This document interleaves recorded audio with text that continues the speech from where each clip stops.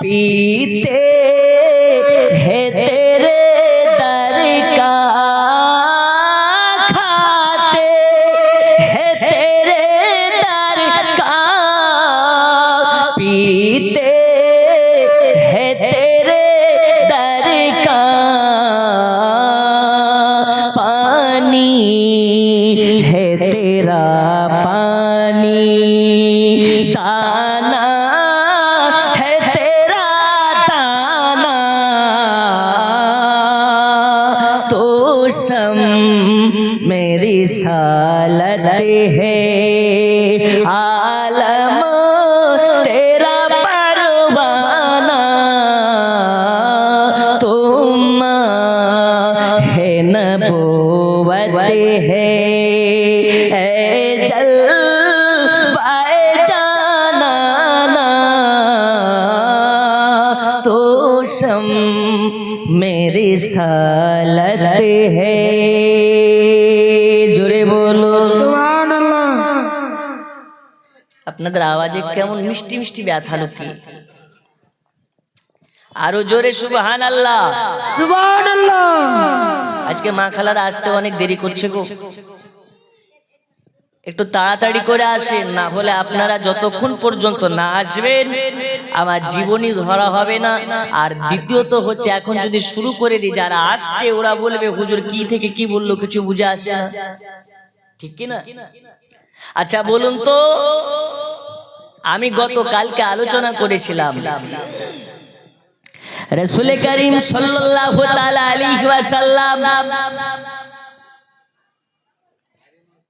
হযরতে আবু তালিবকে দাফন করার 3 থেকে 5 দিনের মধ্যে আম্মা জান খাদিজাতুল কুবরার ইন্তেকাল হলো। রাসূল করিম সাল্লাল্লাহু আলাইহি ওয়াসাল্লাম শোকের উপরে শোক, দুঃখের উপরে দুঃখ, হযরতে খাদিজাতুল কুবরাকেও দাফন করলেন। রাসূল করিম সাল্লাল্লাহু আলাইহি ওয়াসাল্লাম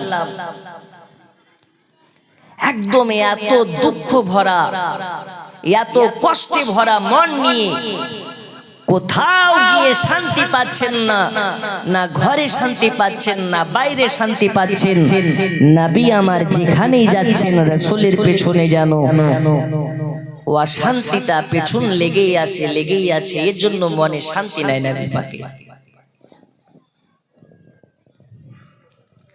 আর ওই সময়তে মক্কার বুকে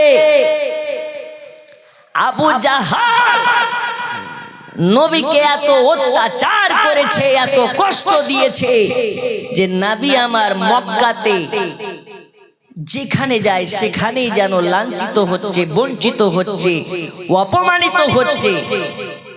রাসূল পাক আমার টেনশন করছেন, আল্লাহ এই মুহূর্তে আমার একজন চাচা ছিলেন, তিনিও বিদায় নিয়ে চলে গেলেন। আমার হৃদয়ঙ্গম থেকে যাকে ভালোবাসি, আমার অর্ধাঙ্গিনী বিবি হযরতে খাদিজাতুল কুবরা, তিনিও ইন্তেকাল করলেন।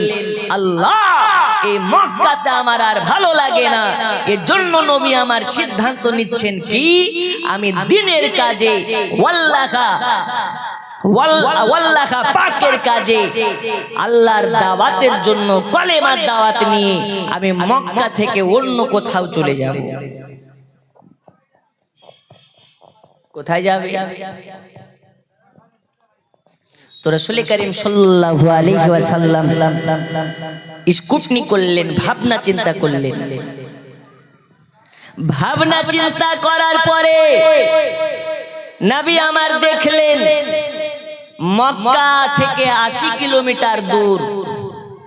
কত কিলোমিটার দূর? 80।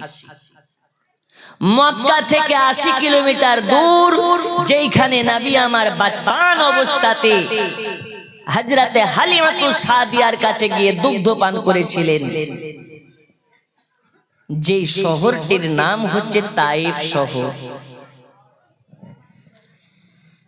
ওই সময় তায়েফ শহরে সব ধনী ব্যক্তিরা বসবাস করত, যারা আপনার কিনা অনেক বড় বড় ব্যবসায়ী অর্থশীল ব্যক্তি যারা তায়েফ নগরে বসবাস করত। নবী আমার চিন্তা করলেন, যদি তায়েফ নগরের ধনী ব্যক্তিগুলোর মধ্যে ইসলামের দাওয়াত পৌঁছে দিতে পারি, তাহলে আমি মুহাম্মদ আমার কাজে দেবে। আস্তে আস্তে আস্তে তায়েফবাসীদেরকে নিয়ে আমি গোটা মক্কা নগর ইসলাম পৌঁছে দিতে পারবো। রাসূল করিম সাল্লাল্লাহু আলাইহি ওয়াসাল্লাম তানার পালিত পুত্র যার নাম হচ্ছে হযরতে যায়েদ রাদিয়াল্লাহু তাআলা আনহু। কি নাম বললাম? শুধু যায়েদ না, হযরতে যায়েদ রাদিয়াল্লাহু তাআলা আনহু। তিনি কে? রাসূলুল্লাহর পালিত পুত্র, মানে রাসূলুল্লাহ তাকে পুত্র বলতেন, তাকে লালন পালন করতেন। হযরতে যায়েদ রাদিয়াল্লাহু তাআলা আনহু কে বলে যায়েদ, মক্কাতে আর কষ্ট ছাড়া কিছুই পেলাম না, চলো এবার যাই দাওয়াতের কাজে। কষ্ট যখন পাচ্ছি একবার তায়েফ নগরে যাই। তায়েফে অনেক প্রভাবশীল মানুষ আছে, তাদের মধ্যে যদি দাওয়াত পৌঁছে দিতে পারি, কলেমার দাওয়াত তাদের মধ্যে পৌঁছাতে পারি, তাহলে আমাদের কাজে দেবে। আস্তে আস্তে গোটা তায়েফ নগর সহ গোটা মক্কা নগরে ইসলামের দাওয়াত, আমরা দাওয়াতের কাজ করতে পারবো। ও মা খালা, তাড়াতাড়ি করে বসেন, আপনাদের জীবনী কিন্তু শুরু হয়ে যাচ্ছে। একবার আমার সাথে পড়ুন, মদিনা মদিনা আশিক মুমিনের ঠিকানা। পড়ুন মদিনা মদিনা। এই মাইকওয়ালা, আপনি মাইক লাগাইছেন একবার, আসতে যখন আসতে বললো মই আসতে পড়েন। মদিনা মদিনা আশিক মুমিনের, আরো জোরে আশিক মুমিনের ঠিকানা। পড়ুন মদিনা মদিনা আশিক মুমিনের। ও গো দিদার চেয়ে কাঁদো বেশি, দিদার চেয়ে কাঁদো বেশি, হও না নবীর দিওয়ানা। মদিনা মদিনা আশিক মুমিনের। আচ্ছা, পড়তে কি শরম লাগে? কষ্ট লাগে? নবীর মোহাব্বতে নাত পড়া হচ্ছে নবীর সাহাবীদের সুন্নাত, আর নাত শ্রবণ করা হচ্ছে নবী পাকের সুন্নাত। তাই দুটো কাজ একসঙ্গে করুন। মদিনা মদিনা আশিক মুমিনের, আরো জোরে আশিক মুমিনের। ও গো দিদার চেয়ে কাঁদো বেশি, দিদার চেয়ে কাঁদো বেশি, হও না নবীর দিওয়ানা। মদিনা মদিনা আশিক মুমিনের, হ্যাঁ আশিক মুমিনের। ও গো জালালউদ্দিন সিউতি ৭৫ বারে দেখলো নবীজি। জালালউদ্দিন সিউতি ৭৫ বারে দেখলো নবীজি। এতবার দেখিয়াও নবী, এতবার দেখিয়াও নবী, তৃপ্তি যেন হলো না। মদিনা মদিনা আশিক মুমিনের, হ্যাঁ আশিক মুমিনের ঠিকানা। পড়ুন মদিনা মদিনা আশিক মুমিনের। ও গো দিদার চেয়ে কাঁদো বেশি, দিদার চেয়ে কাঁদো বেশি, হও না নবীর দিওয়ানা। মদিনা মদিনা আশিক মুমিনের ঠিকানা। আল্লাহুম্মা সাল্লি আলা সাইয়্যিদিনা وعلى آل سيدنا مولانا محمد وعلى آل سيدنا مولانا আব্বাজি আমার সোনা মানিকেরা, চলুন আপনাদেরকে এবার আগিয়ে নিয়ে যাই। আল্লাহর নবী সাল্লাল্লাহু আলাইহি ওয়াসাল্লাম মনে মনে চিন্তা করে, এ মক্কা নগরে আমি কষ্ট ছাড়া কিছু পেলাম না, ব্যথা ছাড়া কিছু পেলাম না, অপমান ছাড়া কিছু পেলাম না। এ মক্কা নগরে কষ্ট অপমান ছাড়া তো আমি কিছু পেলাম না। এ কারণে আমার নবী আপনার কেনা কষ্টে ভরা মন নিয়ে, ব্যথা ভরা মন নিয়ে জায়েদকে বলে, জায়েদ চলো চলো আমরা চলে যাই তায়েফ নগরে। তায়েফ নগর যদি যাই আর তায়েফ নগরে পৌঁছে দাওয়াতে ইসলামের কাজ করতে লাগবো। যদি তায়েফ নগরে ইসলামের দাওয়াত পৌঁছতে পারি, তাহলে তায়েফে অনেক প্রভাবশীল মানুষ আছে, তাদের মাধ্যম দিয়ে আস্তে আস্তে আমরা দাওয়াতের কাজ চালু করে দিতে পারবো। আল্লাহর নবী সাল্লাল্লাহু আলাইহি ওয়াসাল্লাম তানার পালিত পুত্র হযরত জায়েদ রাদিয়াল্লাহু তাআলা আনহুকে নিয়ে গুটি গুটি পায় মক্কা ছেড়ে যেন আপনার কেনা তায়েফের দিকে চলে যায়। যেতে যেতে যেতে যেতে যেতে যেতে একদিন নয়, দুই দিন নয়, মক্কা থেকে তায়েফ নগর রাসূলুল্লাহর পৌঁছাতে 10 দিন পর্যন্ত সময় লেগে গেল। কয়দিন লাগলো? মনে রাখবেন ঘটনাটা। হাদিস শরীফের মধ্যে বলা হচ্ছে, এই বছরটা নবীর, এই বছরটা হচ্ছে দুঃখের বছর।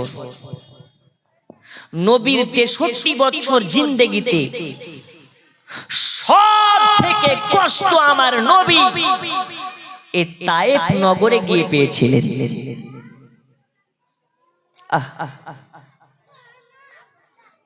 নবী আমার বড় আশা নিয়ে, বাসনা নিয়ে, তামান্না নিয়ে তায়েফ নগরের দিকে রওনা হয়ে গেলেন। বন্ধুরে আমার সোনা মানিক, আল্লাহর নবী সাল্লাল্লাহু তাআলা আলাইহি ওয়াসাল্লাম হযরতে আপনার কেনা জায়েদ রাদিয়াল্লাহু তাআলা আনহুকে নিয়ে বের হয়ে গেলেন। একদিন যায়, দুদিন যায়, 10 দিনের মাথায় নবী আমার তায়েফে পৌঁছে গেলেন। নবী আমার মনে মনে চিন্তা করে, এই তায়েফ নগরে আমি আমার দুধমা হালিমাতুস সাদিয়ার কাছে আমি লালিত পালিত হয়েছি। এ তায়েফ নগরে আমার দুধমা হালিমা আমাকে দুগ্ধ পান করিয়েছে। মনে হয় তায়েফের মানুষ আমাকে সম্মানে বরণ করে নেবে। নবী আমার বাসনা নিয়ে, তামান্না নিয়ে আপনার কেনা তায়েফ নগরে পৌঁছে গেলেন। সব মানুষের বাসনা থাকে, সব মানুষের ইচ্ছা থাকে। আপনি যদি আপনার কেনা আপনাদের গ্রামে 5 রাত্রি নয় 6 রাত্রি ব্যাপী জীবনের আয়োজন করেছেন, আপনার মনে বাসনা আছে এই 6 রাত্রি জীবনীতে শেষ রাত্রিতে হোক কিংবা দ্বিতীয় রাত্রিতে হোক কিংবা তৃতীয় রাত্রিতে হোক, আল্লাহর ঘর মসজিদের জন্য 5000 টাকা দেব। ইচ্ছা আছে না? নাই, অনেকের আছে না। নবী আমার আশা নিয়ে গেলেন যে তায়েফে যাব, মনে হয় তায়েফের মানুষ আমাকে সম্মানের সহিত বরণ করে নেবে। কেন? তায়েফের মানুষ তো জানে আমি হলাম আল আমিন, সত্যবাদী। আমি মুহাম্মদ জিন্দেগিতে 63 বছর জিন্দেগিতে এই একদিনের জন্য মিথ্যা বলিনি। ও মা খালা, শুনে জানে রাতের বেলা দয়াল নবী আমার এবারে তায়েফ নগরে যখন যখন পৌঁছায়া গেলেন, নবী আমার কার কাছে যাবে? তায়েফ নগরের দুইজন বড় বড় নেতা ছিল, ওই নেতা দুটোর নাম হলো উদবা আর সাইবা। কি নাম বললাম গো? দুইজন বড় বাটফার, ঠকবাজ,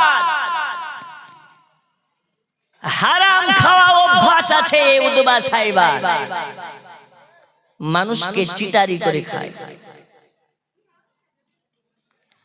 উদবা সাইবার কাছে যখন নবী আমার গেলেন, উদবা সাইবাকে গিয়ে বললেন, গো উদবা সাইবা, এই তায়েফ নগরে আমি মুহাম্মদ খুব কষ্ট করে এসেছি একাত্মবাদ আল্লাহর কলেমার বাণী পৌঁছাতে। জোরে বলুন। আল্লাহ তাআলার তাবলীগে আমি মুহাম্মদ মক্কা ছেড়ে আজকে তায়েফ নগরে এসেছি। ও গো উদবা সাইবা, ও তায়েফের নেতা, আজকে আপনার কাছে আমি একাত্মবাদ আল্লাহ পাকের দাওয়াত তোমার কাছে নিয়ে এসেছি, আপনার কাছে এনেছি। আপনি আল্লাহ পাকের প্রতি আস্থা রাখুন, একাত্মবাদ আল্লাহতে ঈমান আনুন, একাত্মবাদ আল্লাহর প্রতি বিশ্বাস আনুন। আর আমি মুহাম্মদ, আমাকে তায়েফ নগরে একাত্মবাদ আল্লাহ পাকের দাওয়াতের কাজ করার জন্য হুকুম দিয়ে দিন। উদবা সাইবা রাগান্বিত হয়ে গেল। আল্লাহ নবী সাল্লাল্লাহু আলাইহি ওয়াসাল্লামকে লাঞ্ছিত করে, আল্লাহ নবী সাল্লাল্লাহু আলাইহি ওয়াসাল্লামকে অপমান করে। আল্লাহ নবীকে বলে, মুহাম্মদ খামোশ হয়ে যা।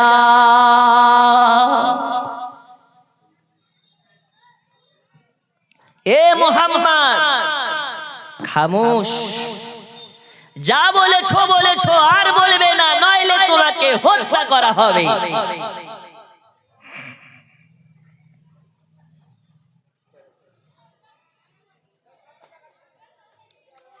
বন্ধু আমার, সোনা মানিকেরা, আল্লাহ নবী সাল্লাল্লাহু আলাইহি ওয়াসাল্লাম তায়েফের দুইজন নেতাকে বললেন, আমরা এসেছি কলেমার দাওয়াত পৌঁছানোর জন্য, আমাদেরকে হুকুম দিয়ে দেন।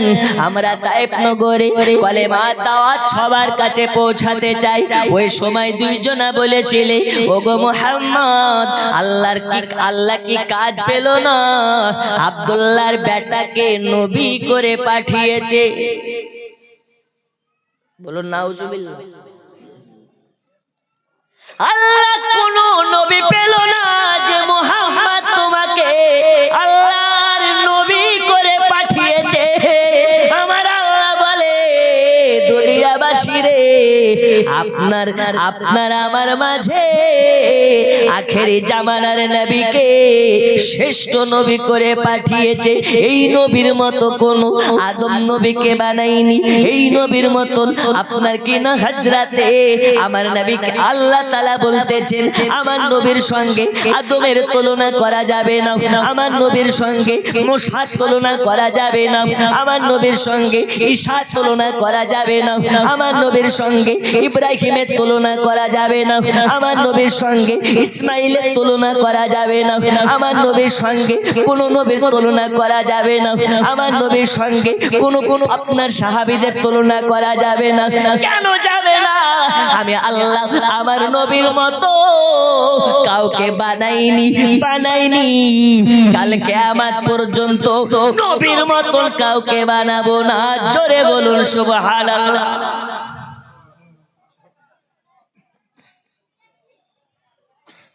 তখন ওই দুইজন নেতা বলল,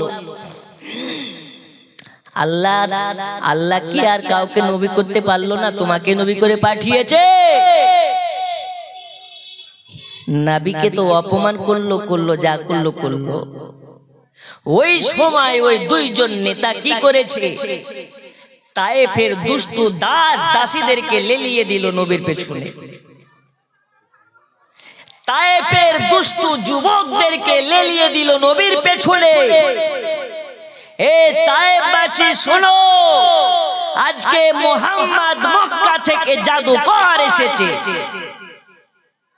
এই জাদুকরের পালটে তোমরা কেউ পড়বে না। আজকে এই জাদুকর মোহাম্মদকে তোমরা ইট মেরে পাথর মেরে খাম করে দাও। এ মোহাম্মদকে এত মার মারো যাতে মোহাম্মদ তায়েফে আর দ্বিতীয়বার না আসতে পারে। ওমা খালা আওয়াজ কিন্তু বন্ধ হচ্ছে না আপনাদের? এত গ্যাঞ্জাম হলে ওয়াজ হবে না। আওয়াজ বন্ধ করুন, চুপ মেরে বসুন, একদম সাইলেন্স হয়ে যান। যারা আসছে চুপি চুপে আসেন, বসে যান, যেখানে ফাঁকা পাবেন সেখানে বসে যাবেন, একদম আওয়াজ করবেন না। দরুদ শরীফ আল্লাহুম্মা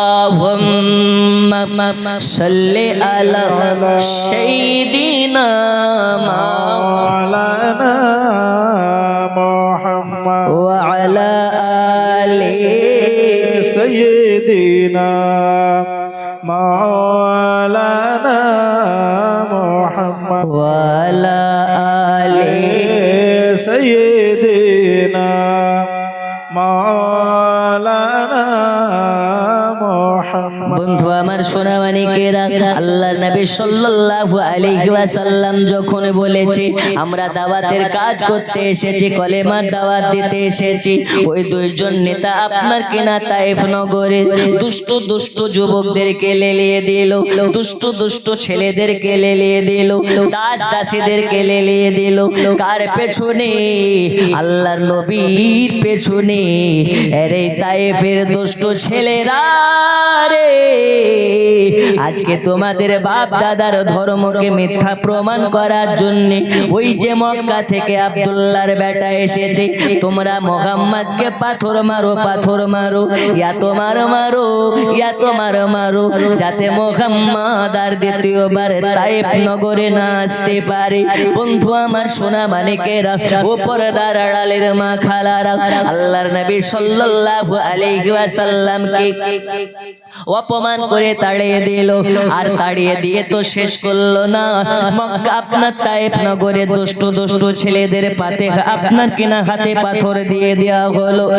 আর নবী যায় হেঁটে হেঁটে, তায়েফের দুষ্ট দুষ্ট ছেলেরা দয়াল নবীকে দূর থেকে পাথর ছুঁড়ে ছুঁড়ে মারে, দয়াল নবীকে পাথর ছুঁড়ে ছুঁড়ে মারে। আরে জায়েদ রাদিয়াল্লাহু তাআলা আনহু করে কি? আল্লাহর নবীকে সিনাতে জড়িয়ে ধরে। কেন ধরে? যেন পাথরের টুকরা নবীকে না লাগে। এইরকম ভাবে চতুর্দিক থেকে পাথর ছুঁড়ে ছুঁড়ে মারতেছে। আর জায়েদ রাদিয়াল্লাহু তাআলা আনহু নিজেকে আপনার কিনা রাসূলুল্লাহকে জড়িয়ে ধরে রাসূলুল্লাহকে আপনার কিনা পাথর থেকে বাঁচানোর চেষ্টা করছে। কবার বাঁচাবে, কবার বাঁচাবে? ডান দিক থেকে পাথর মারে, জায়েদ ডান দিক থেকে ঘিরে নাই, বাম দিক থেকে পাথর মারে, বাম দিক থেকেও ঘিরে নাই, সামনে দিক থেকে মারে, সামনে দিক থেকেও ঘিরে নাই। কটা পাথরকে আপনার ঘিরে ঘিরে ঘিরে রাখবে? এত মার মারে, এত মার মারে, আল্লাহর নবীর মাথাতে পাথরে লেগে লেগে রক্তর যেন বন্যা বয়ে যাচ্ছে শরীর দিয়ে। যেখানে পাথর লাগতেছে ওই জায়গাটা কেটে কেটে যাচ্ছে। নবীর দুনিয়াতে বাবা নাই রে বাবা, রাসূলুল্লাহর দুনিয়াতে মা নাই, রাসূলুল্লাহর দুনিয়াতে দাদা নাই, রাসূলুল্লাহর দুনিয়াতে কেউ নাই। নবী আমার ওই সময় চোখের পানি ফেলে ফেলে আল্লাহর কাছে দোয়া করে, আল্লাহ মক্কা নগরে আমাকে আবু জাহাল কত কষ্ট দিয়েছে, আল্লাহ মক্কা নগরে ছেড়ে আজকে তায়েফ নগরে আমি এসেছি। আল্লাহ আল্লাহ তাআলা তোমার লিল্লাহিয়াতের প্রচারে, কলেমার প্রচারে, দাওয়াতের প্রচারে আল্লাহ তায়েফ নগরে এসে আমাকে তায়েফবাসীরা তোমার মারতেছে, তোমার মারতেছে। আমার শরীর দিয়ে ঘামের বদল রক্ত চুয়ে চুয়ে পড়তেছে। জায়েদ রাদিয়াল্লাহু তাআলা আনহু বলে, আল্লাহর নবীকে চতুর্দিক চতুর্দিক থেকে যখন পাথর ছুঁড়ে ছুঁড়ে মারতেছে, আমি জায়েদ নবীকে বুকে জড়িয়ে ধরে নিয়েছি। আমাকে এত পাথরের বাড়ি মারে, আমাকে এত পাথরের বাড়ি মারে, গোটা শরীর যেন আমার পাথরের আঘাতে আমার গোটা শরীর খাম খোদ্দা হয়ে গেছে। এতবার মেরেছে। হযরতে জায়েদের মাথাগুলো ফুলে ফুলে গেছে, আপনার কিনা ফুলে ফুলে গেছে। নবীকে এত মার মেরেছে যে রাসূলুল্লাহ চোখ খাম হয়ে গেছে, কপাল কেটে গেছে, হাত কেটে গেছে। একটা পাথর মারবি তোমার, আল্লাহর নবী পাকের হাঁটুর কোহনাতে মেরে দিয়েছে। নবী আমার যেন দাঁড়িয়েছিল ওই পাথরের বাড়ি খেয়ে, নবী আমার জমিনে পড়ে গেল। নবী যখন জমিনে পড়ে গেছে, ওই সময় উতবা সাইবা বলেছিল নবীকে অতক্ষণ পর্যন্ত মারবে, অতক্ষণ পর্যন্ত মারবে, যতক্ষণ পর্যন্ত নবী জমিনে না শুয়ে পড়বে ততক্ষণ পর্যন্ত নবীকে মারা বন্ধ দেবে না। জোরে বলুন সুবহানাল্লাহ। অতক্ষণ মারবে যতক্ষণ নবী জমিনে না বসে যাবে কিংবা না শুয়ে পড়বে, অতক্ষণ পর্যন্ত নবীকে মারবে। নবীর কোহনাতে যখন লেগেছে, নবী আমার জমিনে পড়ে গেছে, নবী আমার কান্না করতেছে। আল্লাহর নবী জমিনে পড়ে গেছে। দুইটা যুবক এসে রাসূল পাকের বগলে হাত দিয়ে নবীকে তুলে ফেললেন। বলে, মুহাম্মদ বসা যাবে না, বসা যাবে না, বসা যাবে না, বসা যাবে না। ওগো নবী, তোমাকে মেরে এখনো আমাদের জান ঠান্ডা হয়নি, তোমাকে মেরে এখনো কলিজা ঠান্ডা হয়নি। আল্লাহর নবীকে আবার দাঁড় করিয়ে দেয়, আবার যেন পাথর ছুঁড়ে ছুঁড়ে মারে। হাদিস শরীফের মধ্যে আসতেছে, ইয়া তোমার মেরেছে, ইয়া তোমার মেরেছে। রাসূল পাকের গোটা শরীর দিয়ে রক্তর ফোঁড়া আপনার কিনা ফোঁড়া বইতেছে। আল্লাহর নবীকে ইয়া তোমার মেরেছে। আল্লাহর নবীর শরীর দিয়ে ঘাম চুয়ানোর মতন করে চুয়াচ্ছে, শুধু রক্ত চুয়াচ্ছে, রক্ত চুয়াচ্ছে। হাদিসের মধ্যে আসতেছে এত রক্ত বয়েছে, এত রক্ত বয়েছে যে গোটা শরীরের রক্ত আপনার শরীর দিয়ে চুয়ে চুয়ে পায়ের জুতাতে গিয়ে আল্লাহর নবীর জুতা মোবারক যেন ভিজে গেছে।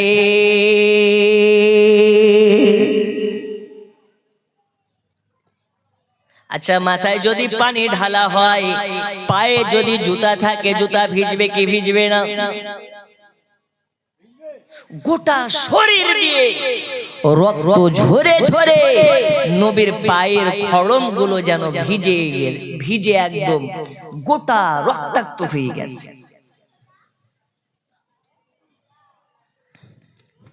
আল্লাহর নবী সাল্লাল্লাহু আলাইহি ওয়াসাল্লাম হাঁটতে যাচ্ছে, হাঁটতে যখন যায় নবী পাকের পায়ের জুতো পায়ে যেন চাট চাট করে লেগে যাচ্ছে। নবী আমার বলে, জায়েদ রে, হাঁটতে পারে না, হাঁটতে পারে না, আমার কোহনাতে এমন লাগা লেগেছে, আমার পা যেন অচল হইয়া গেছে। বন্ধুরে আমার সোনা মানিকের, দয়াল নবী হাঁটতে পারে না, হাঁটতে পারে না, দয়াল নবীকে এতবার মেরেছে। জায়েদ নবীকে নবীর হাতটাকে ঘাড়ে নিয়ে আপনার কিনা জানে বাঁচার জন্য পালাচ্ছে, পালাচ্ছে, চলে যায়, চলে যায়, চলে যায়, চলে যায়। তায়েফ নগরের একটা জঙ্গলের রাস্তা ধরে চলে যায়। জঙ্গলে গিয়ে যদি আশ্রয় নেওয়া যায়, ওই জঙ্গলে গিয়ে নবী পাককে আমি বাঁচিয়ে নেব। এবার জায়েদ রাদিয়াল্লাহু তাআলা আনহু আল্লাহর নবী সাল্লাল্লাহু আলাইহি ওয়াসাল্লামকে নিয়ে জঙ্গলের দিকে চলে গেলেন। যেতে যেতে যেতে দেখতে পায় একটা আঙ্গুরের বাগান। ওই আঙ্গুরের বাগানের কাছে আল্লাহ নবী গিয়ে আজ যেন হাঁটতে পারে না, বসে গেছে। আজ যেন চলতে পারে না, কত মার খেলে এইভাবে নবী আমার বসে যেতে পারে। আল্লাহ নবী বসে গেলেন, আর যেতে পারে না। ওই সময় ওই যে আপনার আঙ্গুর গাছটার কাছে বসেছে, ওই আঙ্গুরের বাগানটা হলো ওই যে কাফির উদবা সাইবান। যে আঙ্গুরের গাছ, আঙ্গুরের বাগান, ওই বাগানটা হলো ওই উদবা সাইবান। বন্ধুরে আমার সোনা মানিক, দয়াল নবী আর আগে যেতে পারে না। তখন কি করলো? উদবা সাহেবা নবীকে দেখে এত মার মেরেছে, দয়াল নবীর গোটা শরীর যেন খদ্দখাম হয়ে গেছে। মাথাগুলো ফুলে গেছে, ঠোঁটগুলো ফুলে গেছে। এত সুন্দর নূরময় চেহারা মেরে রাসূলে পাকের চেহারাকে বিচ্ছিরি কর আঘাত করে দিয়েছে। এই কারণে উদবা সাহেবা কি করলো? দয়াল নবীকে দুইটা আঙ্গুর খাওয়ার জন্য আপনার কেনা ওই বাগানের একজন চাকরকে বলল, চলে যা নবীর কাছে এক খাক আঙ্গুর দিয়ে আয়। যতই হোক আমাদের মক্কার, যদি মারা যায় তাহলে একটু খারাপ লাগবে। আপনার নিজে মেরে আবার নিজে আঙ্গুর খাওয়ানোর জন্য আপনার বাগানের একজন চাকর, ওই চাকরটাকে দিয়ে, খ্রিস্টান চাকরটাকে দিয়ে এক খাক আঙ্গুর পাঠিয়ে দিলেন। আল্লাহ নবী সাল্লাল্লাহু আলাইহি ওয়াসাল্লাম এত কষ্টতে আছেন, নবীকে মেরে আপনার খদ্দখাম করে দিয়েছে। গোটা শরীর যেন কাটা ঘাস, আল্লাহর নবীর গলা যেন শুকিয়ে গেছে। আঙ্গুর যখন পেলেন, আল্লাহর নবী এক দানা বিসমিল্লাহ বলে মুখে দিয়েছেন। আর যেই চাকরটা আঙ্গুর দিতে গেছে, ওই চাকর যেন নবীর চেহারার পানে একভাবে চেয়ে আসে। আল্লাহ নবী বলে, আরে চাকর, তুমিও কি আমাকে মারবে নাকি? আমার দিকে এইভাবে তাকিয়ে কেন আসো? তখন ওই চাকরটা বলে, নবীজি আপনাকে মারার জন্য আমি আসি নাই। ইয়া রাসূলুল্লাহ, ইয়া হাবিবাল্লাহ, আজ আপনার কাছে আমি একটা মনের কথা বলতে চাই। আমি আছি এই কাফিরদের আঙ্গুর বাগানের চাকর হয়ে, কিন্তু আল্লাহর কসম করে বলি, আমি মনে আপনারই খোঁজ করতেছিলাম, আপনারই তালাশ করতেছিলাম। যদি আপনার দেখা পাই তাহলে আপনার হাতে হাত দিয়ে কলেমা পড়ে মুসলমান হয়ে যাব। ওগো নবীজি, যে নবীকে পাথর মেরে এত কষ্ট দিয়েছে, ওই নবী তাও কাউকে বদদোয়া দেয় না, কাউকে গালি দেয় না, কাউকে মারার চেষ্টা করে না। আজ আমি ওই নবীর হাতে হাত দিয়ে ইসলাম গ্রহণ করতে চাই। জোরে বল সুবহানাল্লাহ। আর একটু জোরে হবে না? সুবহানাল্লাহ। নবী আমাকে কলমা পড়িয়ে দিন। আল্লাহ নবীর হাতে হাত দিয়ে ওই খ্রিস্টান ব্যক্তিটি মুসলমান হয়ে গেলেন, ইসলাম গ্রহণ করলেন। অনেক লম্বা ঘটনা আপনাকে সংক্ষেপে বলি। আল্লাহ নবী সাল্লাল্লাহু আলাইহি ওয়াসাল্লাম যেন লড়তে পারছে না, গোটা শরীর ফুলে গেছে, কচরা হয়ে গেছে। নবীর নরম আপনার কিনা গায়ের চামড়াগুলো ডুমা হয়ে গেছে। এত মার মেরেছে যে নবী আমার হাঁটতেও পারে না, দাঁড়াতেও পারে না, বসতেও পারে না।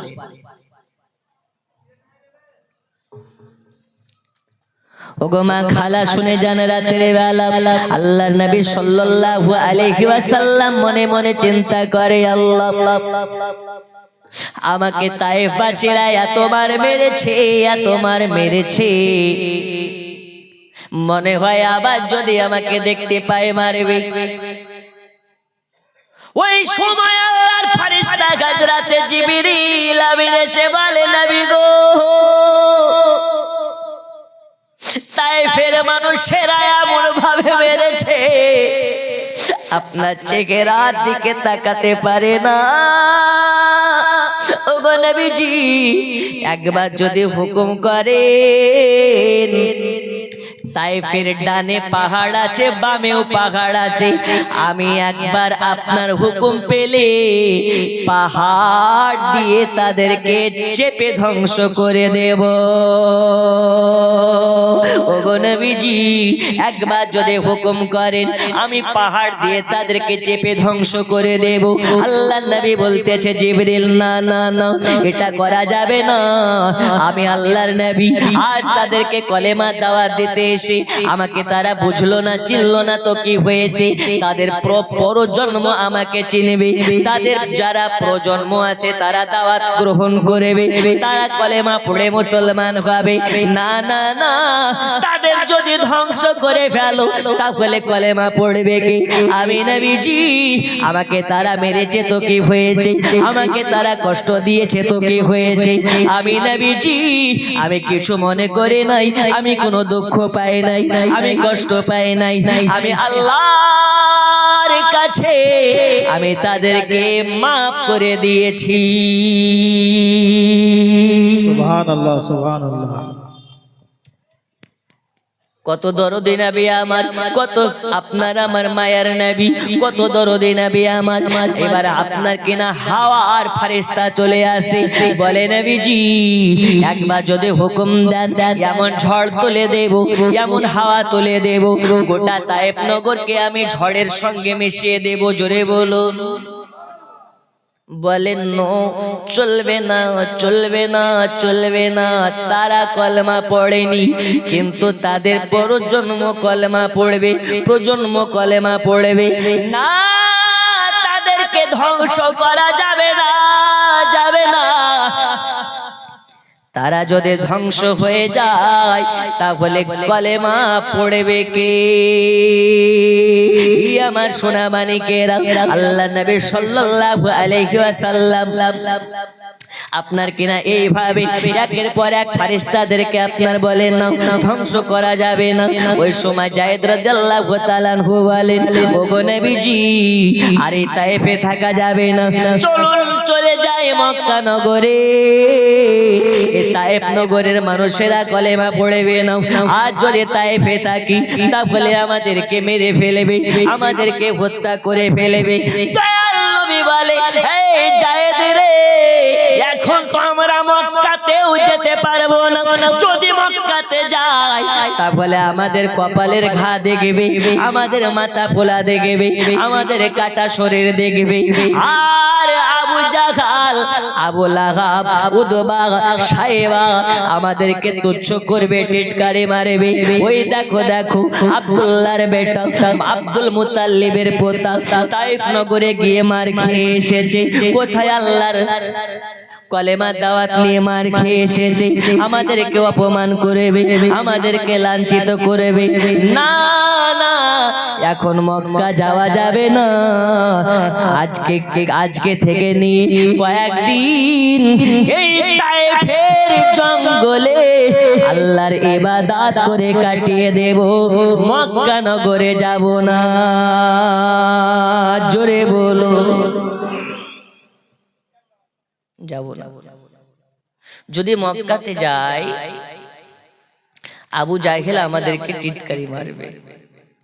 আর শুধু টিটকারি নয় আবু জাহেল যদি আমাদেরকে পায় তো হয়তো ঢুকতে দেবে না না হলে আমাদেরকে মেরে দেবে। নবী আমার বলছেন এই জঙ্গলে কদিন কাটিয়ে দেব। কয়েকদিন চলে গেল তায়েফ নগরের জঙ্গলে কাটা কাটা ঘা নিয়ে ক্ষত বিক্ষত শরীর নিয়ে আল্লাহর নবী জঙ্গলে ছটফট ছটফট করে কান্না করে।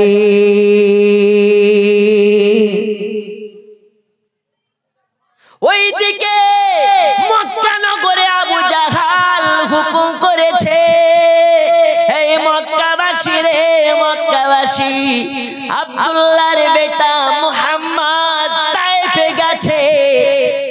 একাত্মবাদ আল্লাহর কলেমার দাওয়াত নিয়ে এবার শোনো শোনো, মুহাম্মদকে মক্কাতে ঢুকতে দেওয়া যাবে না, যাবে না, যাবে না, যাবে না। যখন সে বাইরে গেছে দাওয়াতে ইসলামের কাজে, তাহলে আর মক্কাতে মুহাম্মদকে ঢুকতে দেব না। এই রকম ভাবে আবু জাহাল মিলে, উতবা সাইবা, আবু লাহাব মিলে সবাই মিলে মিটিং করেছে আব্দুল্লাহর বেটা মুহাম্মদকে আর এই মক্কা ভূমিতে ঢুকতে দেওয়া হবে না, হবে না, হবে না।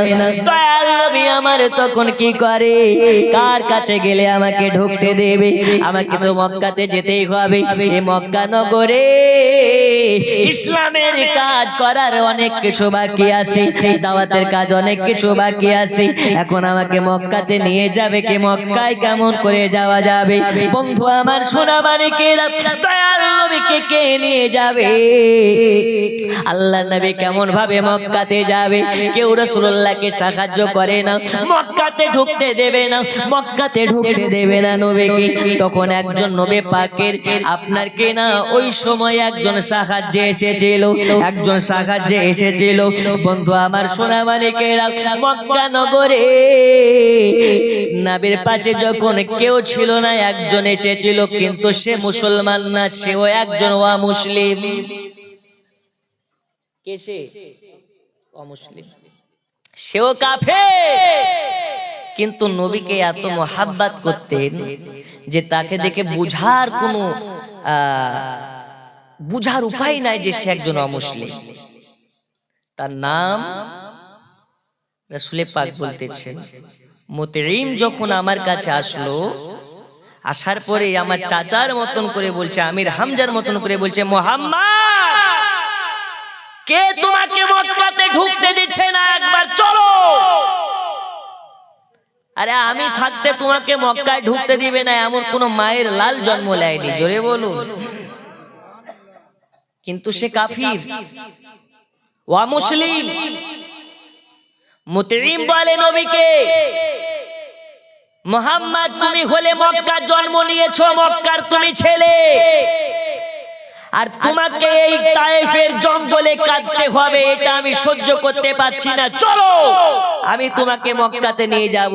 যদি কোনো মা সন্তান জন্ম দিয়ে থাকে, আমার সামনে একবার সে বাধা দেবে, আমার তলোয়ারের সঙ্গে তাকে জিহাদ করতে হবে।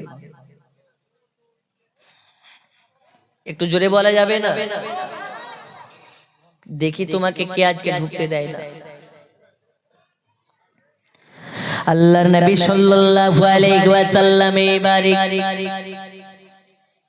ওই ব্যক্তিটার সাহায্যে যাবে আবার মক্কা নগরে ফিরে।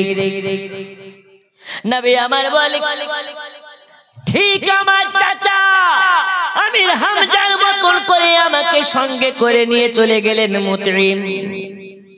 কোথায় নিয়ে গেলেন? মক্কা নগরে নিয়ে চলে গেলেন। নবী আমার মক্কা নগরে আবার পৌঁছে গেলেন। নবীকে আমার বললেন, মুহাম্মদ, টেনশন করার কিছু নাই, টেনশন করার কিছু নাই। আমি থাকতে তোমার গায়ে হাত তোলার মতন কে আছে আমি দেখে নেব। তুমি মক্কাতে থাকবে, তুমি তোমার ধর্ম প্রচার করবে, তুমি তোমার মতন করে কলেমার দাওয়াত যার কাছে ইচ্ছে তুমি পৌঁছে দেবে। আমি তোমার জানের হেফাজত করব। জোরে বলা যাবে না সুবহানাল্লাহ? বন্ধু আমার সোনা মানিকেরা, এইবারে দয়াল নবী আমার তায়েফ নগর থেকে আবার মক্কা নগরে পৌঁছে গেলেন। মক্কাতে আবার ওই রকম ভাবে আস্তে সুস্তে ইসলামের কাজ করতে লাগলেন, কলেমার দাওয়াত এর কাছে ওর কাছে পৌঁছাতে লাগলেন। আল্লাহর নবীকে ওই সময়তে আবু জাহাল, উতবা সাইবা, আবু লাহাব মিলে এত কষ্ট দিয়েছে, এত কষ্ট দিয়েছে। আল্লাহ নবী সাল্লাল্লাহু আলাইহি ওয়াসাল্লাম যদি ওই কষ্টগুলো আল্লাহর কাছে একবার নালিশ করে দিতেন, আল্লাহ আমাকে এত কষ্ট দিতেছে, আমাকে এত আঘাত করতেছে, আমাকে এত মারতেছে, আল্লাহ তুমি আবু জাহালকে কে ধ্বংস করে দাও, আল্লাহ তুমি তায়েব নগরকে ধ্বংস করে দাও। আল্লাহ নবী দোয়া করতে দেরি হবে, কিন্তু আল্লাহ ধ্বংস করতে দেরি হবে না। কিন্তু আমার আল্লাহ আমার নবী বলেন, আমি ধ্বংসর জন্য কারো জন্য বদদোয়া করি না, আর করব না। আমি নবী আমার চরিত্র দেখে এরা আমার কাছে কলমা পড়লো না, কিন্তু এদের প্রজন্ম আমার চরিত্রর ঘটনা পড়ে কলেমা পড়ে মুসলমান হইয়া যাবে।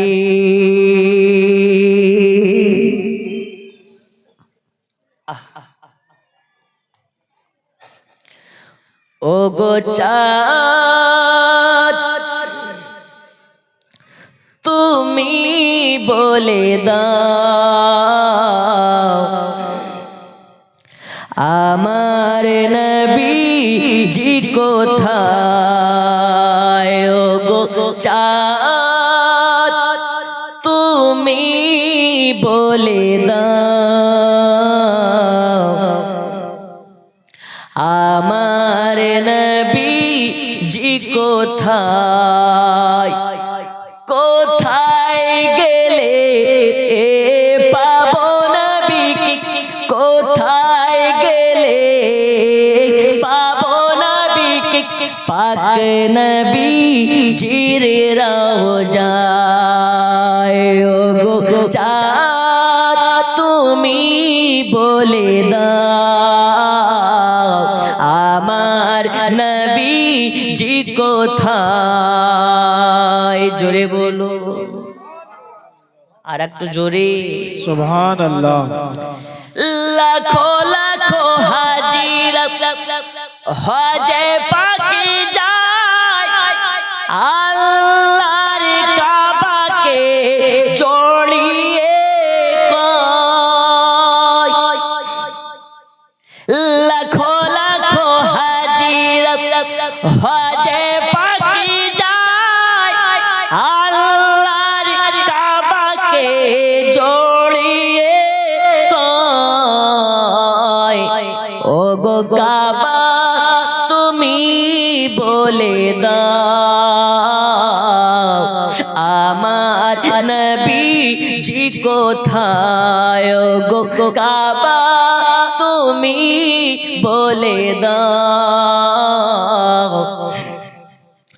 আমার নবীজি কোথায়? ও গো চাঁদ তুমি বলে দাও, আমার নবীজি কোথায়? আল্লাহুম্মা সাল্লি আলা সাইয়্যিদিনা মাওলানা মুহাম্মদ ওয়া আলা আলি সাইয়্যিদিনা মাওলানা মুহাম্মদ। বন্ধুরে আমার সোনা মানিক, যাই হোক অনেক লম্বা ঘটনা, আপনাকে এবার টুকরা টুকরা করে না বললে আপনি বুঝতে পারবেন না। আল্লাহর নবী আবারও মক্কা নগরে চলে আসলেন। মক্কা নগরে দাওয়াত দিতে লাগলেন, এর কাছে ওর কাছে সবার কাছে কলেমা দাওয়াত পৌঁছাতে লেগেছে। এখন মুসলিম সংখ্যা নবীর হাতে মাত্র 39 জন। কয়জন? আরো জোরে কয়জন? তো নবী আমার দেখছে কোনো কাজ হচ্ছে না, আল্লাহর কাছে দোয়া করে, আল্লাহ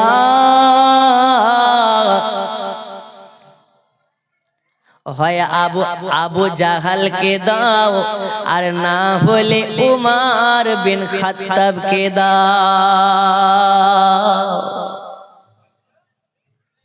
এই দুইজনের মধ্যে যদি একজনকে আমার হাতে না পাই, তাহলে কলেমার দাওয়াত পৌঁছাতে পারবো না, ইসলাম আমি গগনে গগনে পৌঁছাতে পারবো না। আল্লাহর কাছে দোয়া করে, হয় আবু জাহালকে দাও, আর না হলে উমর বিন খাত্তাবকে আমাকে দাও।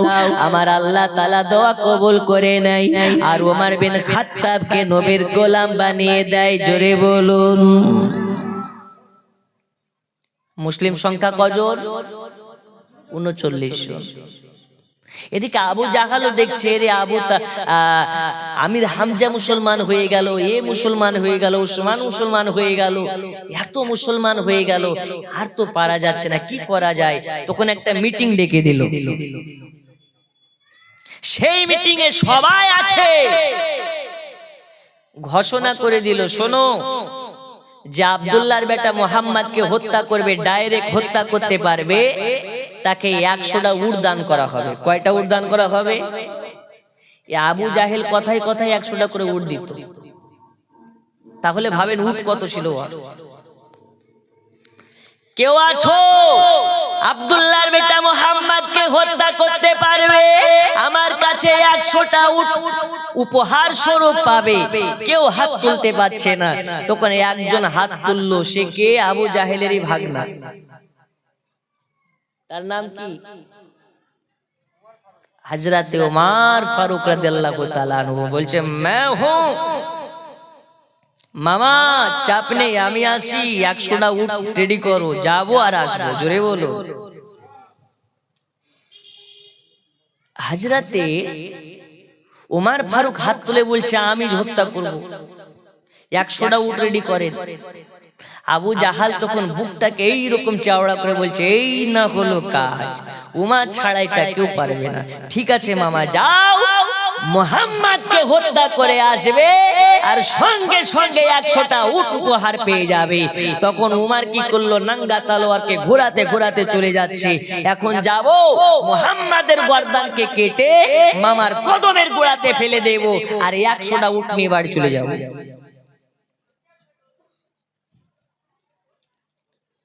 বন্ধু আমার, সোনামানিকেরা, সাহাবী সংখ্যা, মুসলমান সংখ্যা মাত্র 39 জন। ওমর বলে, 40 জন পুজতে দেব না।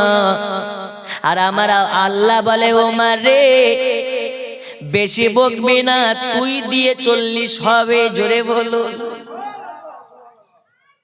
ওমর বলছে, 40 হতে দেব না। আর আমার আল্লাহ বলে, এই উমর, পাগলামি করবি না, তোকে দিয়েই কমপ্লিট হবে। তলোয়ার নিয়ে বার হয়ে গেছে। অনেক লম্বা ঘটনা, আপনাকে সারমর্ম বলি বাবা। আল্লাহর নবী হযরত আল্লাহর নবী সাল্লাল্লাহু আলাইহি ওয়াসাল্লাম গুহাতে একজন সাহাবীর বাড়িতে লোকে আছে। আর ওমর কি করে? তলোয়ার খানা নিয়ে বনবন করে ঘোরাতে ঘোরাতে চলে যায়। একজন দেখে ওমর যাচ্ছে রাস্তা দিয়ে, ওমরকে বলে, ওমর কাহা যা রহে হে, কাহা যা রহে হো? ওমর বলতেছে, কিউ তুমকো বলু? কেন বলবো? দেখতে পাচ্ছ না, আবু জাহাল বলেছে নবীকে যে হত্যা করবে 100টা উট দেবে, তাই উট নেব আর মুহাম্মাদের মাথাকে কেটে ফেলবো। তখন বলছে, পরকে মারতে না গিয়ে আগে নিজের ঘর সামলাও। জোরে বলুন। এখন ও বেটা নিজে নামাজ পড়ে না, আর ও যদি বলে ভাই নামাজ পড়ো, তোকে বলবে না তুই পড়িস। ওমর ফারুক রাদিয়াল্লাহু তাআলা আনহুকে বলে, ওমর, তুমি যাচ্ছ নবীর মাথা কাটার জন্য, আর তুমি কি বাড়ির খবর রাখছো নাকি? ওমর, ওগো ওমর, তোমার বাড়ির খবর তোমার কাছে নাই মনে হয়। ওমর বলে, কি খবর রাখতে হবে? বলে, আমার কাছ থেকে না শুনে তুমি নিজে বাড়িতে যাও, তুমি যাবে নবীর মাথা কাটার জন্য, আর তোমার বাড়িতে তোমার বোন আর তোমার বোনাই কলেমা পড়ে মুসলমান হয়ে গেছে। জোরে বলুন। হযরতে ওমর ফারুক রাদিয়াল্লাহু তাআলা আনহু এবার জানো আরো রাগে রাগান্বিত হয়ে ওমর ফারুক বলে, নবীর মাথা কাটবো পরে, আগে কাটবো আমার বোনের মাথা যদি সত্য হয়। বন্ধুরে আমার, সোনা মানিকেরা, আল্লাহ নবী সাল্লাল্লাহু আলাইহি ওয়াসাল্লাম আছে ওইদিকে, আর ওমর চলে গেলেন ব্যাকগ্রাউন্ডে অন্যদিকে, বোনের বাড়ির দিকে চলে যায়। যার পরে দরওয়াজার কাছে ওমর খটখট করে আওয়াজ দেয়। বোনের নাম হচ্ছে ফাতেমা। আপনার দরওয়াজার কাছে গিয়ে আওয়াজ দিয়ে বলে, বোন, দরওয়াজা খোলো, দরওয়াজা দরওয়াজা খোলো। ওমর যখন বাড়ির দরওয়াজার কাছে পৌঁছে গেছে, দরওয়াজার ভিতর থেকে যেন শুনতে পায় বাড়ির ভিতরে কোরআন পাঠ চলতেছে। এই দেখার পরে ওমর যেন আরো রাগে রাগান্বিত হয়ে গেল, বাড়ির ভিতরে ঢুকে যায় আর হটমট করে ঢুকে গিয়ে বলে, এই বোন বলো তোমরা কি করতেছো? তখন হযরতে ওমর ফারুক রাদিয়াল্লাহু তাআলা আনহুর বোনার বোনাই ছিল, তার সাথে নবীর একজন সাহাবী ছিল যার নাম হযরতে আপনার কিনা খাব্বাব রাদিয়াল্লাহু তাআলা আনহু। ওমর ফারুকের নাম শুনে, ওমর ফারুকের আওয়াজ শুনে খাব্বাব রাদিয়াল্লাহু তাআলা আনহু একটা জায়গাতে নিরাপদ জায়গাতে লুকিয়ে গেলেন। কেন? তিনি একজন সাহাবী। ওমর যদি আমাকে দেখে তো আমাকে আগে মারবে, তারপর ওর বোনকে পরে মারবে। খাব্বাব রাদিয়াল্লাহু তাআলা আনহু লুকিয়ে গেলেন। ওমর ফারুক বোনকে গিয়ে বলে, বোন বল তুই কি করতেছিলি? বলে, ভাই লুকানোর কিছু নাই, আমি কোরআন পাঠ করতেছিলাম। যারা আল্লাহকে ভয় করে তারা দুনিয়াকে ভয় করে না। হযরতে ওমর বলে, এই বোন বল তুই ঘরে কি পড়তেছিলি, কি মন্ত্র পড়তেছিলি? বলে, ওটা মন্ত্র নয়, এটা হলো মহান আল্লাহ পাকের বাণী, যে বাণী শুনলে কলেজা ঠান্ডা হয়ে যাবে।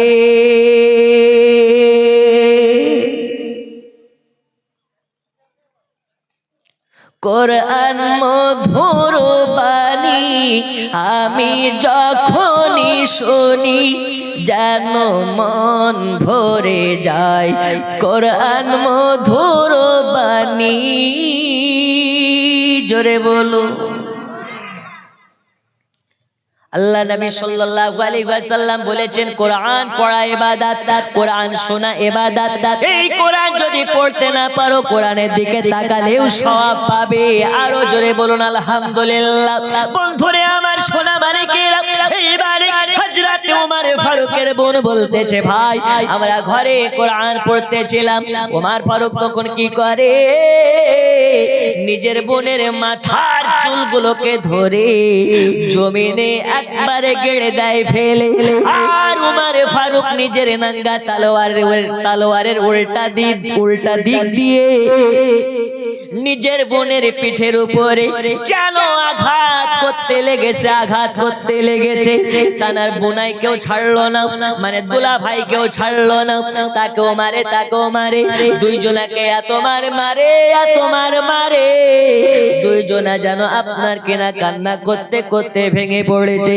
বলে, ভাই ওমর রে, আমরা তো সতার ভাই বোন নই রে, নিজের এক মায়ের একই পেটের দুই ভাই বোন। মায়া লাগে না রে, আমাদেরকে কষ্ট লাগে না রে দেখে? এই ভাই ওমর,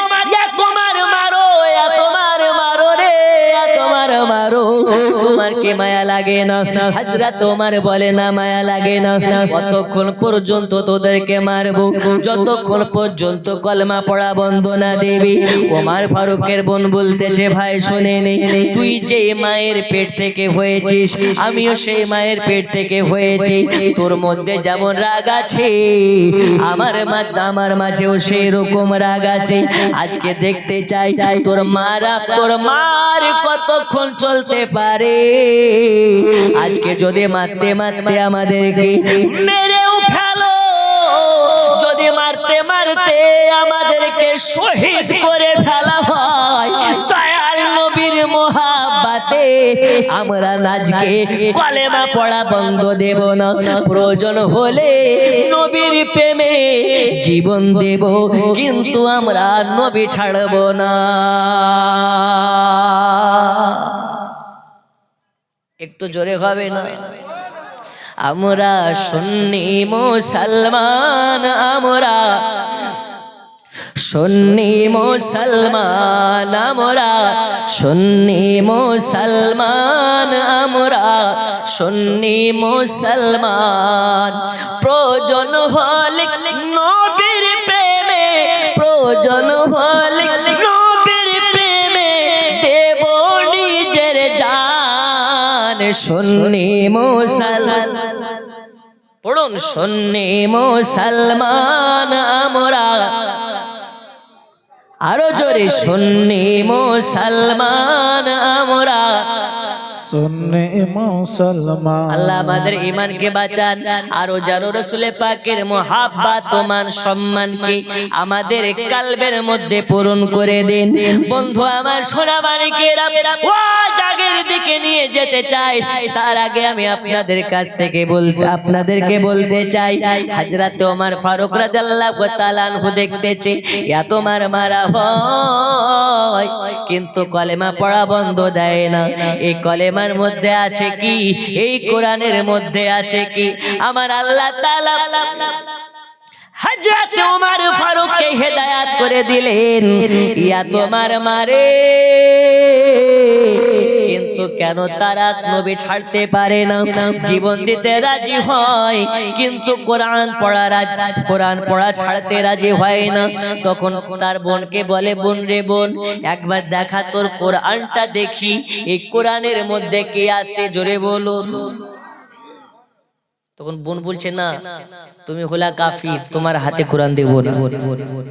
এই কোরআনকে স্পর্শ করতে গেলে পাক হতে হয়, তবেই কোরআনকে ছুঁতে পারে, না হলে পারে না। তখন ওমর বলছে, বোন দেরি করিস না, ওযুটা করে আসছি, আমাকে আগে কোরআনটা দেখা। এই কোরআনে আছেটা কি যে এই কোরআনের জন্য তুই জান দিতে রাজি হচ্ছিস কিন্তু কোরআন ছাড়তে রাজি হচ্ছিস না, নবী ছাড়তে রাজি হচ্ছিস না। আজ আমি ওমর ওই নবীর কাছে যেতে চাই যেই নবীর জন্য জীবন দিতে চাচ্ছিস, ওই নবীর হাতে আমি ওমর হাত দিয়ে কলেমা পড়ে মুসলমান হতে চাই। জোরে বলুন সুবহানাল্লাহ। ছিল 39 জন, হলো কয়জন? আরো জোরে, হিদায়াতের মালিক কে? আরো জোরে কে? নরেন্দ্র মোদী এখন ভারতে মুসলিম বিদ্বেষী ব্যক্তি। আল্লাহ চাইলে এই নরেন্দ্র মোদীকেও কলমা পড়াতে পারে, পারে না? পারে না? এই বিশ্বাস আছে না নেই? খাজা মঈনুদ্দিনের যুগে জয়পাল যোগী খাজা মঈনুদ্দিনকে খুব অত্যাচার করেছে। শেষমেশ খাজা মঈনুদ্দিনের জুতার বাড়ি খেয়ে জয়পাল যোগী একজন আল্লাহর ওলি হয়ে গেছে। ঠিক ওই রকমই নরেন্দ্র মোদী হোক আর যোগী আদিত্যনাথ হোক, আল্লাহ চাইলে এরাও কারো জুতার বাড়ি খেয়ে ইসলাম গ্রহণ করে নেবে। বলুন ইনশাআল্লাহ।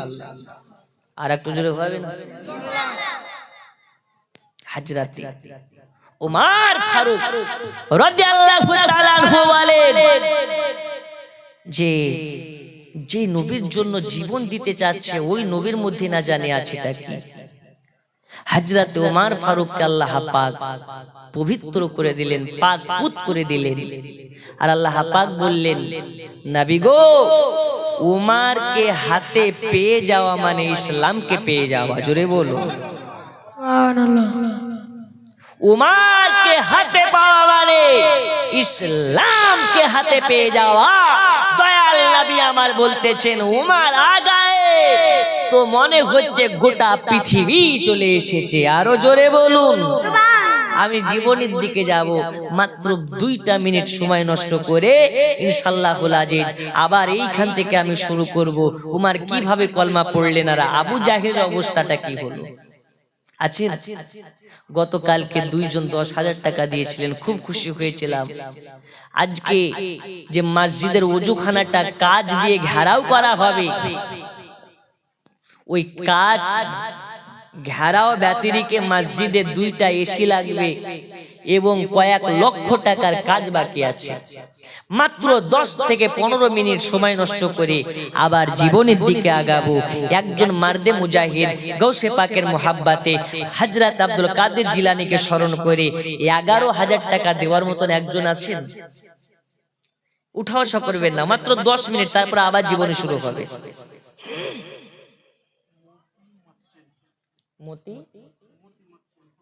মতি মারছেন নামে 1500 টাকা। নারী তাকবীর, নারে তাকবীর, নারে রিসালাত। মতি মারছেন সাহেব 1500 টাকার দাতা। সাদেক আলী কত? 1500। আপনি সাদেক আলী তাহলে? আচ্ছা, সাদেক আলী নামে 1500। নারী তাকবীর, নারে রিসালাত।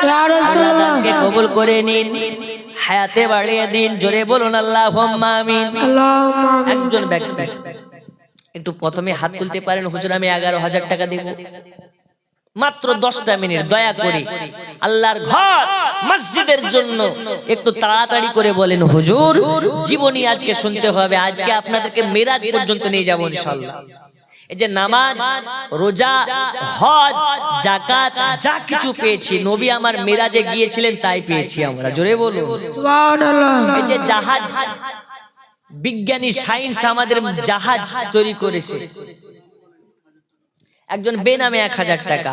এই যে রকেট চড়ছেন আপনি, জাহাজে চড়ছেন আপনি, এই রকেটের জ্ঞান, এই জাহাজের জ্ঞান কে দিয়েছে? নবী আমার মেরাজে গিয়েছেন তবেই পেয়েছে। জোরে বলুন সুবহানাল্লাহ। সুবহানাল্লাহ। বেনামে 877 টাকা। আল্লাহ দানকে কবুল করুন। ও মা খালা, আপনাদের মধ্যে মাত্র 40 জন মার কাছে আমি 500 টাকা করে টাকা নিতে চাই। আল্লাহর নবী বলতেছেন ছিল 39 জন, উমারকে দিয়ে হলো 40 জন। ওই 40 জনের সাদকাতে 40 জন মার কাছে মাত্র আমি 500 টাকা করে টাকা নেব, তারপর ইনশাআল্লাহ আবার জীবনী চালু হবে। আছেন একজন মারদে মুজাহিদ, হাত তুলে বলতে পারেন আল্লাহর ঘর মসজিদের কাজের জন্য, ওযুখানার জন্য আজকে আমি 11,000 টাকা দেব। আজকে ইনশাআল্লাহ বলে যাব, যার সুগার আছে ওর সুগার ভালো হবে, যার সুগার নাই কিয়ামত পর্যন্ত হবে না। আজকে ইনশাআল্লাহ দোয়াটা আপনাকে শিখিয়ে যাব, আজকে বলে যাব ইনশাআল্লাহ, ওয়াদা করলাম আজকে আপনাদেরকে বলে যাব। একজন মারদে মুজাহিদ নেই 11,000 টাকা দিতে পারেন? একজন নেই? একটু মা খালাদের দিকে যায়েন, যদি 500 করে দেয়। যদি মা না থাকে আপনি লিখিয়ে দেন, না আছে আপনি লিখিয়ে দেন, চাপ নাই। একটু কমিটির ভাই ওদিকে একজন থাকেন, মা বাপের জন্য 500। চাচি আমার বলছেন কারো হাতে দিব না, হুজুর খেয়ে দিব। জি 500 টাকা। আল্লাহ দানকে কবুল করে নিন, তার মা বাপকে জান্নাতে হিসাবে কবুল করে নিন। জোরে বলো না আমিন। একজন নেই গো বাবা, হাত তুলতে পারেন? 11,000 টাকা একজন। আপনার জন্য 2 মাস টাইম দেওয়া হলো, 3 মাস টাইম হলো, যতদিনে আপনি পারবেন ততদিনে দিবেন। একজন হাত তুলে দেখান, হুজুর আমি দেব 11,000 টাকা। একজন নেই? একজন হাত তুলে দেখান, হুজুর আমি দেব। যুবক ভাইরা কেউ নেই গো একজন 11,000 টাকা দেওয়ার মতো? আল্লাহুস সামাদ। দেখেন মহিলাদের দিক থেকে অনেক টাকা এসছে মাশাআল্লাহ, 500 করে কম বেশ মোটামুটি 2-3 হাজার টাকা এসছে। আল্লাহ দানকে কবুল করে নিন। এই টাকা তো আমি পকেটে ভরে বাড়ি নিয়ে যাব না, আপনাদের মসজিদেরই কাজ হবে। আপনাদের কমিটি বলেছেন যে মসজিদে 2টা এসি লাগাতে হবে এবং মসজিদে যে ওযুখানাটা কাজ দিয়ে দেওয়াল তোলা হবে, ঘেরাও করা হবে, অনেক টাকা খরচ। একজন মারদে মুজাহিদ 10,000 টাকার হাত তুলে দেখান না, একজন নেই? দাও গো দয়াল মোরে, দাও 2টি ডানা, ওড়ে যাব সোনার মদিনা, সোনার মদিনা। দাও গো দয়াল মোরে, দাও 2টি ডানা, ওড়ে যাব সোনার মদিনা, সোনার মদিনা। পাখির মতো ডানা থাকলে যেতাম মদিনায়, সালাম গিয়ে দিতাম নবীজির রওজায়। দাও গো ডানা মোরে গো, দাও গো ডানা মোরে, দাও 2টি ডানা, ওড়ে যাব সোনার মদিনা, সোনার মদিনা দাও গো দয়াল মোরে দাও দুটি ডানা ওড়ে যাব সোনার মদিনা। একজন হবে না 10,000 টাকা দিতে পারে? নেই আছে ইনশাল্লাহ। কালকে মোটামুটি 50,000 হয়েছে, তো আজকে তো 1 লাখ হওয়ার কথা। জি একজন 1,000 মুখেরাতের দিক থেকে নাম বলতে মানা করে, আল্লাহ দানকে কবুল করে নিন। একজন নেই মা খালা, আপনাদের ওয়াজ আজকে হবে ইনশাল্লাহ, মিরাজ পর্যন্ত আপনাদেরকে নিয়ে যাব। কত ভাই? মুস্তাফা পুলিশ 5,000, মাশাআল্লাহ। আপনার দাদি 1,000 আর মা 1,000। মুস্তাফা পুলিশ 5,000, আর একজন দিয়েছেন মা 1,000, আর একজন দাদি 1,000। আপনি কত হাজার? ওরা কমিটিতে আছে। আল্লাহ দানকে কবুল করে নিন, হায়াতে বাড়িয়ে দিন। আরো জোরে বলুন আমিন। কবুল করুন, কবুল করুন মনের বাসনা, খানায় কাবা না দেখাইয়া মৃত্যু দেবেন না। আরো জোরে বলুন আমিন। ও মা, একজন নেই গো আপনাদের মধ্যে 5,000 টাকা দিতে পারে? আল্লাহ আল্লাহ আল্লাহ, কালকে বলতে বলতে 10,000 টাকা হয়েছে, তো আজকে ভাবলাম 1,000 টাকা বেশি বলি। সুবহানাল্লাহ। বড় পীর গাউসে পাক আব্দুল কাদের জিলানী দোহাই দিয়ে বললাম, একজন নেই 11,000 টাকা দেওয়ার মতন? একজন হাত তুলেন, আমি জীবনের দিকে একটু আগাই। একজন একটা গাউসে পাকের শানে একটা মানকাবাত শুনিয়ে দেব। নেই? সারা জগৎ আলা হাজরাত জপি দিবস রজনী মুজাদ্দিদ লাশানি। জোরে বলুন সুবহানাল্লাহ। গজল যে বলবো ইন্টারেস্ট নেই। একজন দেন না গো মাত্র 10,000 টাকা আল্লাহর ঘর মসজিদের জন্য।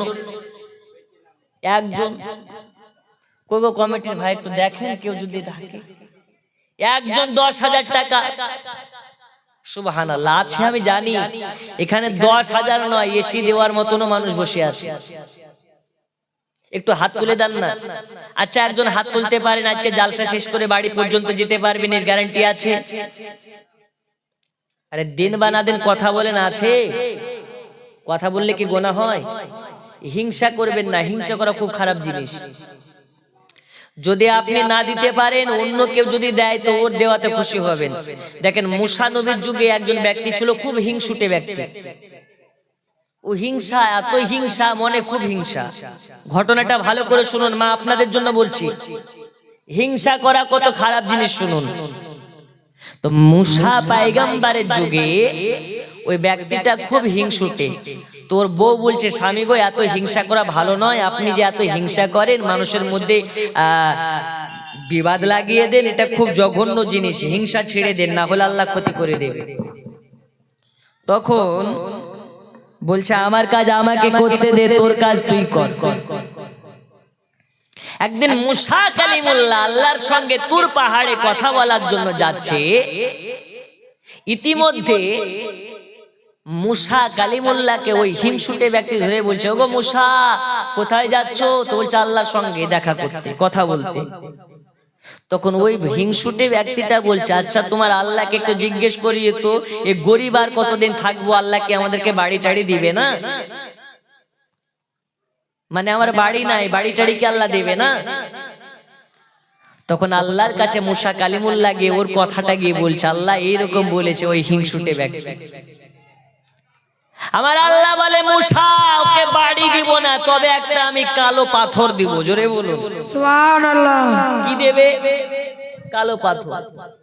তোর মুসা কালিমুল্লাহ বলছে, আল্লাহ ও তো এমনি একজন হিংসুটে মানুষ, যদি সোনা দানা হীরা মতি দিতেন তাহলে ঠিক ছিল, কালো পাথর যদি তাকে গিয়ে দিই তাহলে তো খেপে যাবে।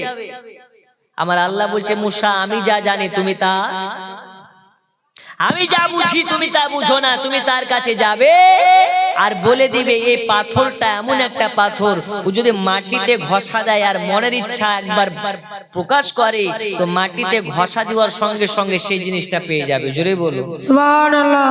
ও যদি লোহাতে গিয়ে ঘষা দেয় আর লোহাকে বলে সোনা হয়ে যায় তো সোনা হয়ে যাবে। আচ্ছা এইরকম একটা পাথর আমরা যদি পাই তাহলে আমাদের পিঠ আর কেউ পাবে? একটু হ্যাঁ না বলেন, পাবে? মুসা কালিমুল্লাহ তুমি তার কাছে যাবে আর তাকে গিয়ে বলবে এই পাথরের অনেক মূল্য, এই পাথর অনেক মূল্যবান একটা পাথর, জান্নাতি পাথর। এই পাথরটাকে ঘষা দেবে আর যেটা মনের ইচ্ছা প্রকাশ করবে সেইটা সঙ্গে সঙ্গে হয়ে যাবে। যদি বলে ঘর হয়ে যা, ঘর হয়ে যাবে। টাকা হতে বললে টাকা হয়ে যাবে। তবে তাকে একটা কথা বলে দেবে, আবু মুতাল্লিবের আম্মা 500 টাকা, আল্লাহ দানকে কবুল করুন। তবে তাকে একটা কথা বলে দেবে, আল্লাহর কাছে যখন এই পাথরটা ঘষা দেবে, যদি পাথর ঘষা দিয়ে বলে আমার একতলা বাড়ি হয়ে যা, তো তার হবে একতলা আর তার প্রতিবেশীর হবে 2 তালা। জোরে বলবেন না সুবহানাল্লাহ। কি হবে? ও পাথরে ঘষা দিয়ে যদি বলে এই পাথর আমার একতলা বাড়ি হোক, তো ওই কৃপণ ব্যক্তিটার হিংসুটে ব্যক্তির হবে একতলা আর পাশের ব্যক্তি মানে প্রতিবেশীর হয়ে যাবে 2 তালা। আচ্ছা ও তো এমনি হিংসুটে ব্যক্তি, আর ও যদি দোয়া করে ওর একতলা বাড়ির, ওর যদি একতলা হয় আর প্রতিবেশী যদি 2 তালা হয়, তাহলে ওর কি সহ্য নেবে? আল্লাহ এমন পাথর দিল যে আমার যদি হয় একতলা তো প্রতিবেশীর 2 তালা, এই পাথর ঘষা যাবে না।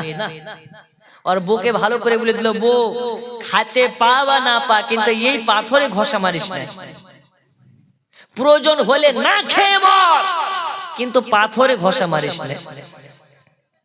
ওর বাড়ি নাই, থাকার ঘর নাই, তখন অনেক কষ্ট করে ও বিদেশে গেছে আর বউকে বলেছে বউ সব কর কিন্তু কে পাথরে ঘষা মারিস না। এই বাড়ি বাইরে গেলাম কাজ, রাজমিস্ত্রি কাজ করে সে বাড়ি করবো 2 তালা, একতলা বাড়ি করবো। ও কাজে গেছে আর ওর বউ ভাবছে বাড়ি নাই, বর্ষা হলে মাথার উপরে পানি পড়লে গা ভিজে যায়। কি করেছে, রাতের বেলায় পাথরটা নিয়ে ঘষা মেরেছে আর বলেছে আল্লাহ একটা ঘর দিয়ে দাও একতলা।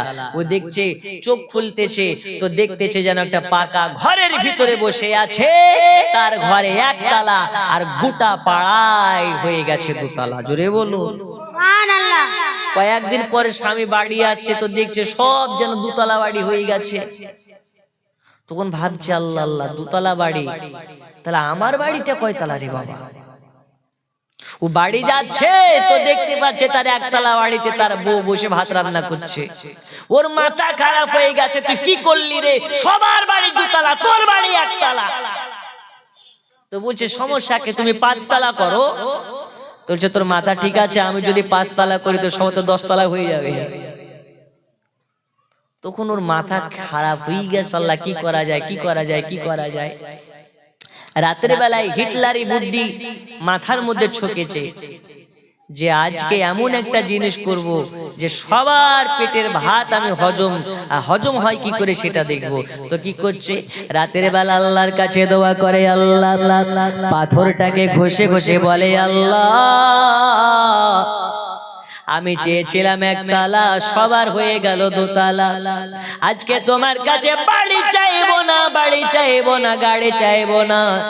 আল্লাহ তোমার কাছে দোয়া করি আমার যেন একদিককার একটা চোখ কানা হয়ে যায়। আর বউ বলছে আল্লাহ এই চোখের জন্য কত মানুষ যাচ্ছে, ওই কোথায় যাচ্ছে গো, কি বলছে নেপালে যাচ্ছে। আর ই কোন লেভেলের লাড়ি, কোন লেভেলের আবু জাহেল যে আল্লাহর কাছে দোয়া করছে একটা যেন চোখ কানা হয়ে যায়। তো বলছে বউ এটা তুই বুঝবি না, তুই তো বোকামি করে 2 তালা একতলা বাড়ি নিয়ে নিয়েছিস।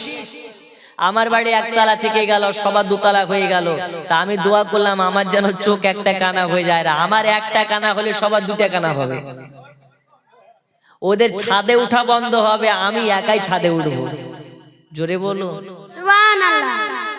আল্লাহ ওর চোখ তো কানা করেছে, সবার বাড়ি দুতলা থেকে গেছে, সকালবেলায় উঠে দেখছে তো ওর টাটির বাড়ি থেকে গেছে। মুসা কালিমুল্লাহ বলল, শোনো, হিংসা যারা করে ওরা কোনোদিন আগে বাড়তে পারে না, হিংসুকের মন হিংসা দিয়ে ভরা, আর যারা হিংসা করবে আল্লাহ তাদের স্থান জাহান্নাম করবে। আব্বাজি আমার সোনামানিকেরা, আপনি 10 টাকা পাচ্ছেন, 10 টাকায় দান করুন। কেউ যদি 20,000 টাকা দান করে তাদেরকে হিংসা করবেন না, তার জন্য দোয়া করবেন। আল্লাহ বলছেন যে দেয় সে জান্নাতি, আর যে দেওয়া দেখে খুশি হয় সেও জান্নাতি। একবার জোরে বলুন সুবহানাল্লাহ। সুবহানাল্লাহ। জাহিদ এখনো 10,000 টাকা পায়নি, একজন নেই 10,000 টাকা দেওয়ার মতো? কই গো, নাই গো একজন? এত বড় মাহফিলে আল্লাহর ঘর মসজিদের ওযুখানা নির্মাণের জন্য একজন বলুন হুজুর আমি 10,000 টাকা দেব, একজন 10,000 টাকা নিয়ে আমি ওয়াজের দিকে এগিয়ে যাব। হযরতে ওমর ফারুক রাদিয়াল্লাহু তাআলা আনহু রাসূলুল্লাহর হাতে হাত দিয়ে কলমা পড়ে মুসলমান হবে। আল্লাহর নবী 40 জন সাহাবীকে নিয়ে আপনার দ্বীন ইসলামের পয়গাম গোটা পৃথিবীতে পৌঁছাবেন। ইনশাআল্লাহ একটু ওয়াজের দিকে যাব, মিরাজের ঘটনা পর্যন্ত আজকে যাব। একজন নেই 10,000 টাকা হাত তুলতে পারেন? একজন নেই?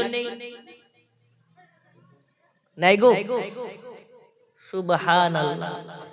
একজন নেই 10,000 টাকা? আজ 10,000 টাকা না দিলে ওয়াজও আগে যাবে। আর আমি কমিটির ভাইদেরকে বারবার বলছি, এদিক থেকে 40 জনের কাছ থেকে 500 টাকা করে টাকা নিয়ে আসতে হবে, না হলে ওয়াজ হবে না। হয় নাম লিখে নিয়ে আসেন, না হলে ওদের কাছে যান, 500 টাকা করে দেওয়ার অনেকজন আছে। একজন নেই 10,000 টাকা?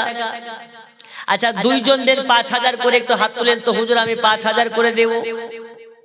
2 জন ব্যক্তি মাত্র 5,000 টাকা করে আজকের এই 5 রাত্রি জীবনের রাত্রিতে হাত তুলুন।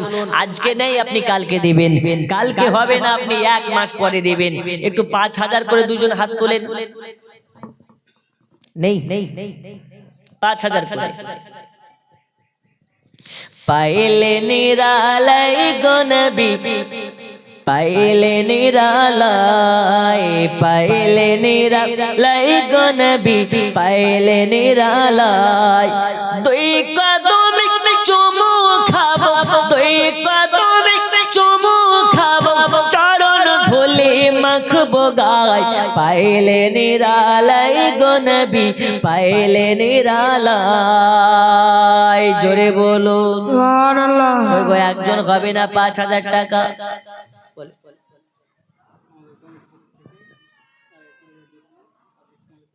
আজকে 44,000। সুবহানাল্লাহ, নারে তাকবীর। আল্লাহু আকবার। এখন বললেন না, বাড়িতে গিয়ে সকালে বলি। আরে ভাই, দেন বা না দেন একটু জোরে তো বলেন। আপনার আওয়াজ এমন হওয়া উচিত যে আওয়াজে জানে আশেপাশের বাতিলরা বুঝতে পারে না। ঝাড়দহ গ্রামে সুন্নিদের মেলা লেগেছে। জোরে নারে তাকবীর, নারে তাকবীর, আল্লাহু আকবার। নারে রিসালাত, ইয়া রাসূলুল্লাহ। জলসা কমিটি জিন্দাবাদ। বলছে হুজুর এর আগে দিয়েছিলাম আমরা কত, 20,000। হ্যাঁ, আর আজকে দিবে 44, তাহলে কত হলো টোটাল? 54, 64,000 টাকা কমিটিতে দিল। আলহামদুলিল্লাহ বলা যাবে না? আলহামদুলিল্লাহ, আলহামদুলিল্লাহ, আর একটু জোরে আলহামদুলিল্লাহ। আলহামদুলিল্লাহ। এরকম কমিটি পাওয়া আর আকাশে চাঁদ পাওয়া একই ব্যাপার। সুবহানাল্লাহ। এসব কি খেয়ে নাস্তা খেতে দিলেন নাকি গো? আই হাই হাই হাই, মাশাআল্লাহ। এই খুশি না বাজার? 64,000 টাকার দাতা, বলুন মারহাবা। মারহাবা।